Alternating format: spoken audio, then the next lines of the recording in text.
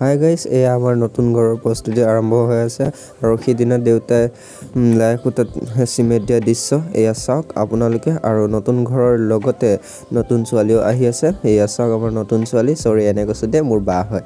আৰু মই অলপমান ওলাই যাই দেখিলোঁ যে বহুত মানুহৰ সমাগম হৈ আছে, বহুত ডেকা ল'ৰা আহি আছে। বাট কিয় আহি আছে মই নাজানো, সেইটো কাৰণে ঘৰত আহি অলপমান প'জ দিলোঁ আৰু প'জ দিয়াৰ পাছতে বিহু মাৰিবলৈ গ'লোঁ। বিহু মাৰি অহাৰ পাছত আৰু এবাৰ ঘৰত আমি খানা খালোঁ, সকলো পৰিয়ালৰ লগত একেলগে মিলি কেনে খানা এটা খালোঁ। আৰু ৰাতি হোৱাৰ পাছত দাদা এজনৰ লগত মই অলপমান এনে ফূৰ্তি কৰিলোঁ, গান গালোঁ। আৰু গান গোৱাৰ পাছত ষ্টেডিয়ামলৈ বুলি ৰাতিপুৱাই ওলাই গ'লোঁ। আৰু ৰাতিপুৱাই যাই পেলাই দেখিছোঁ বহুতখিনি ল'ৰা ছোৱালী আছে।